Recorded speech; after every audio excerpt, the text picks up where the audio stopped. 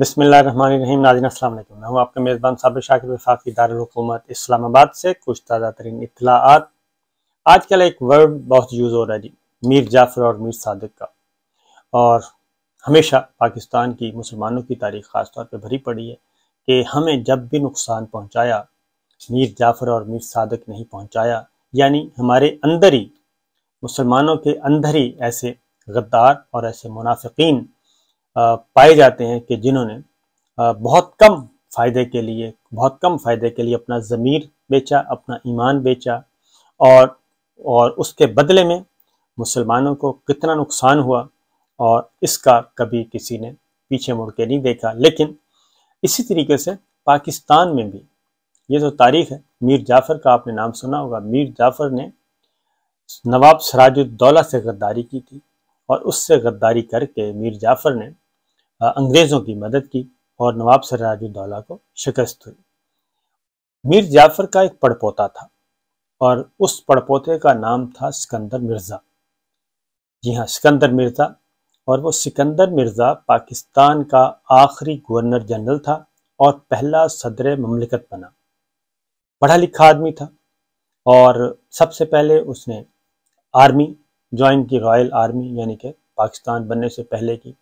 Army. پھر اس نے جنگوں میں حصہ لیا، وزیرستان میں لڑی انگریز فوج کی طرف سے، دو تین جنگوں میں حصہ لیا، 2-3 لڑائیوں میں۔ اس کے بعد وہ انڈین سول سروس میں آ گیا، اور پاکستان بننے سے پہلے وہ جوائنٹ سیکرٹری دفاع، یعنی کہ ڈیفنس منسٹری کا جوائنٹ سیکرٹری تھا متحدہ ہندوستان کا، اور اس سے پہلے وہ ڈپٹی کمشنر بھی رہا، پولیٹیکل ایجنٹ بھی رہا۔ اور جب پاکستان بن گیا تو وہ پاکستان کا پہلا 1954 میں وہ پاکستان کا سیکرٹری دفاع بنا۔ اور اس کے بعد گورنر جنرل غلام محمد جب علیل ہوئے تو انہوں نے سکندر مرزا کو گورنر جنرل بنا دیا، اور گورنر جنرل بننے کے بعد اسی دوران پاکستان کا پہلا دستور 1956 معرض وجود میں آیا، اور بڑی محنت سے بنایا گیا پارلیمانی نظام۔ اس میں صدر مملکت کے طور پہ 1956 کے دستور کے تحت انہوں نے حلف اٹھا لیا، اور گورنر جنرل کا عہدہ ہو گیا خالی۔ یہ سکندر مرزا میر جعفر کا پڑپوتا تھا۔ کہتے ہیں خون کبھی تبدیل نہیں ہوتا، بلڈ میں جو ایک چل رہی ہے، آ رہی ہوتی ہے حرام زدگی یا غداری، وہ جاری رہتی ہے، وہ نسلوں تک چلتی ہے۔ تو یہ سکندر مرزا تھا۔ اب سکندر مرزا نے پہلا دستور جس کے تحت صدر مملکت یہ بنا تھا، اسی کے تحت اس نے دستور کو معطل کیا اور مارشل لا نافذ کیا سکندر مرزا نے۔ اب ذرا تھوڑا سا سکندر مرزا نے ایک اور کام کیا، سازشی تھا۔ 3-4 وزراء اعظم اس نے کھائے، 3-4 وزراء اعظم کو اس نے فارغ کیا۔ پورا نظام مملکت، امور مملکت جو ہے کٹ پتلی بنایا ہوا تھا، اور یہ پہلا صدر مملکت یا پہلا سربراہ تھا پاکستان کا جس نے ہائبرڈ طرز حکومت نافذ کی، ہائبرڈ طرز حکومت اس نے متعارف کروائی۔ یعنی یہ کہ جو کچھ نظر آتا ہے وہ نہیں، بلکہ پیچھے بیٹھ کے ڈوریاں ہلا کے طاقت کے سارے سرچشمے، سارے منبع اپنے پاس رکھے تھے، اور پورا امور مملکت کو کٹ پتلی کی طرح یہ چلاتا تھا۔ اب ایوب خان صاحب جو تھے وہ آرمی چیف بھی تھے، اور ساتھ ہی ساتھ وزیر دفاع بھی تھے۔ یہ سیکرٹری دفاع بھی یہ رہے ہیں سکندر مرزا، تو ایوب خان صاحب وزیر دفاع بھی تھے۔ اب ہوا کیا؟ ہوا یہ جی کہ اب قدرت اللہ شہاب کا ایک واقعہ لکھتے ہیں۔ وہ کہتے ہیں کہ ایک روز جو سکندر مرزا، یہ شہاب صاحب جو ہیں، قدرت اللہ شہاب، یہ بھی انڈین سول سروس سے پاکستان سروس میں آئے، اور یہ سیکرٹری تھے سکندر مرزا کے، secretary to governor general, secretary to president Sikandar Mirza, یہ ان کے سیکرٹری کے طور پہ کام کر رہے تھے۔ وہ کہتے ہیں کہ جون 58 میں میرے پاس آئے، میرے آفس میں آئے سکندر مرزا صاحب، اور سگریٹ سلگایا ہوا تھا، اور مجھ سے پوچھا کہ کوئی فائل ورک تو نہیں ہے، کوئی کام تو پینڈنگ نہیں ہے؟ تو کہتے ہیں شہاب صاحب کہتے ہیں میں نے کہا کہ ایسا کچھ بھی نہیں ہے۔ کام سارے نمٹا دیے گئے ہیں، تمام فائل ورک ہو چکا ہے۔ اس کے بعد یہ چلے ایوان صدر کی طرف، لیکن پھر وہاں سے واپس آئے اور انہوں نے ایک کاغذ پہ کچھ سطریں لکھی اور کہا ان کو، شہاب صاحب کو، اپنے سیکرٹری کو، کہ اس کو فوراً لے جائیں پرائم منسٹر کی طرف اور انہیں کہیں اس پہ آج ہی آرڈر نوٹیفیکیشن کر دیں۔ اس پہ کیا لکھا تھا؟ اس پہ جنرل ایوب خان صاحب جو کہ آرمی چیف تھے، ان کی 2 سال کی ایکسٹینشن لکھی ہوئی تھی، 2 سال کے لیے ان کی ایکسٹینشن، اور اس طریقے سے 2 سال کی ایکسٹینشن ہو گئی۔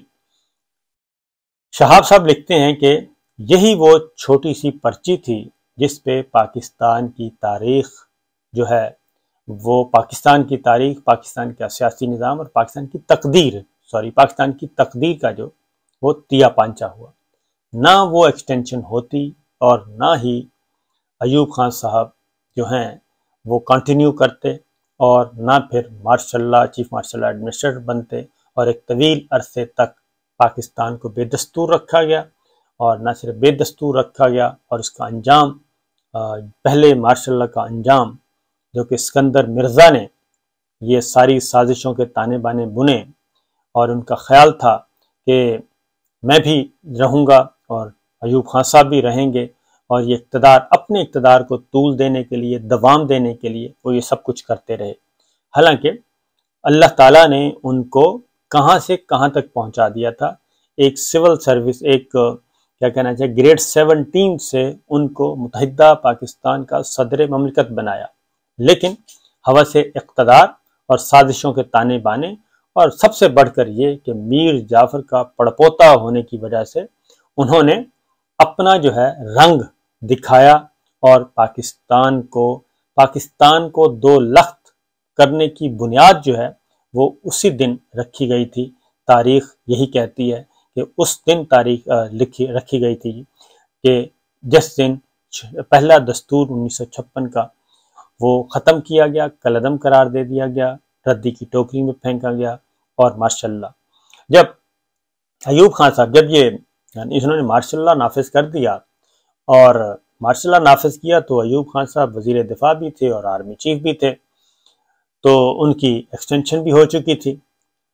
تو ان کو کسی نے بتایا کہ جی اب تو سب کچھ آپ ہی ہیں، کیونکہ دستور تو معطل ہو گیا ہے، دستور نہیں رہا تو پھر گورنر جنرل کا عہدہ بھی ختم ہو چکا ہے، اور پریزیڈنٹ کا عہدہ بھی، صدر مملکت کا عہدہ بھی ختم ہو چکا ہے،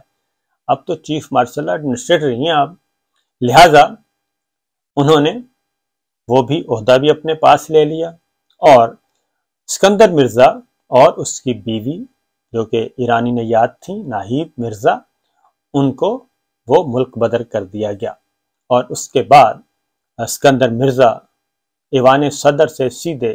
لندن پہنچے، اور وہاں پہ انہوں نے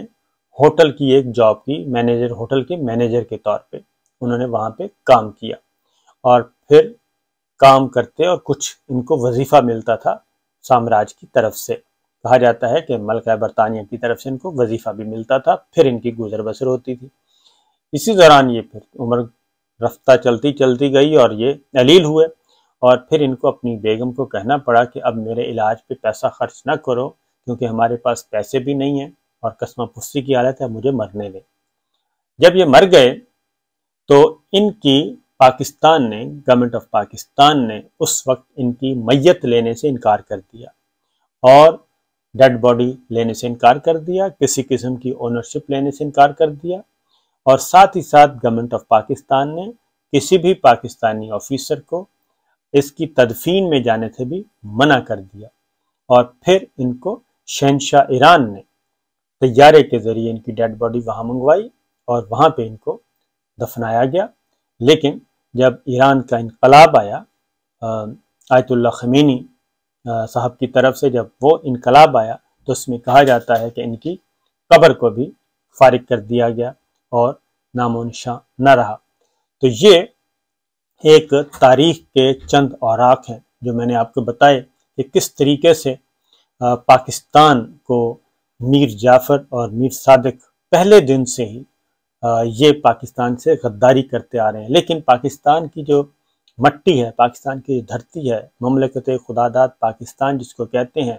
اس کے ساتھ جس نے بھی اس طرح کی غداری کی اور غیروں کے ایجنڈے پہ کام کیا اور سازشوں کے تانے بانے بنے، وہ آج تک اسی دنیا میں وہ رسوا ہوئے اور ان کو بے موت مرتے دیکھا۔ ان میں سے جو دوسرا کردار بھی وہی ہے، یعنی کہ یحییٰ خان۔ یحییٰ خان کے ساتھ بھی یہی ہوا، کیونکہ یحییٰ خان نے بھی سازشوں کے تانے بانے، جیسے اسکندر مرزا نے اپنے اقتدار کو دوام دینے کے لیے دستور کو پاکستان کو بے دستور کیا، یہی کام یحییٰ خان نے بھی کیا۔ یحییٰ خان نے بھی اس کے بعد 1962 کا جو دستور تھا، وہ کہ وہ ون مین شو تھا، صدارتی تھا، لیکن اس دستور پاکستان کو دوسری دفعہ جو بے دستور کیا گیا وہ یحییٰ خان تھا، اور یحییٰ خان کے ساتھ بھی پاکستان کی دھرتی نے کوئی رعایت نہیں کی، اور یحییٰ خان نے بھی وہی کام کیا، سازشوں کے تانے بانے، اقتدار کو دوام دینا، اور اس نے بھی وزرائے اعظم کے ساتھ اسی طرح، اور منتخب حکومت، الیکشن کے نتائج تسلیم نہیں کیے، اکثریت کو اقلیت میں تبدیل کرنے کی کوشش کی، انتقال اقتدار نہیں کیا، اور پھر پاکستان دو لخت ہوا، اسکندر مرزا سے یحییٰ خان۔ یہ ہے تاریخ کے دو بدترین کردار جو ہیں وہ ہمارے سامنے ہیں۔ تو میں صرف یہی کہوں گا کہ ہمارے ہاں جب بھی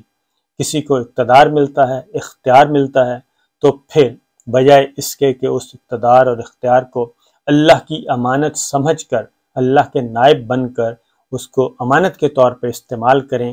اور اس میں تکبر اور وہ جو ذاتی مفادات اور ذاتی سب کچھ نہ آئے، بغض انتقام نہ آئے، تو کوئی مسئلہ نہیں ہے کہ پاکستان جو ہے وہ ترقی نہ کرتا۔ لیکن جب یہ اس طرح کے ہمیں حکمران ملے، اس طرح کے میر جعفر اور میر صادق ملے اور ان کی اولادیں ملیں، تو پاکستان کا جو آج حال ہے وہ انہی کی ایسے کرداروں کی وجہ سے ہے۔ تو میرا خیال ہے کہ تاریخ پڑھنی چاہیے، تاریخ سے سبق سیکھنا چاہیے، اور یہ نہیں ہونا چاہیے کہ ذاتی پسند اور ناپسند اور اپنے ذاتی انتقام اور بغض کی وجہ سے اور ذاتی فائدے کے لیے اور ذاتی ایجنڈے کے لیے پاکستان کو آپس سے پشت ڈال دیں، اور یہ سمجھیں کہ کوئی نہیں دیکھ رہا۔ نہیں جی، کوئی نہیں بلکہ سب کچھ دیکھ رہا ہوتا ہے، اور سب سے بڑھ کر یہ کہ اللہ تعالیٰ کی ذات دیکھ رہی ہوتی ہے، کہ اللہ تعالیٰ کی ذات دیکھ رہی ہوتی ہے کہ سب کچھ ہو کیا رہا ہے۔ وہ ڈھیل ضرور دیتا ہے، چھوٹ ضرور دیتا ہے، لیکن اللہ کی رسی دراز ضرور ہوتی ہے، لیکن اللہ کی لاٹھی بے آواز ہوتی ہے، اور جو وہ بچتی ہے تو پھر سانس لینے کا پھر موقع نہیں، ہوش میں آنے کا موقع نہیں ملتا۔ اجازت دیجیے، اللہ حافظ۔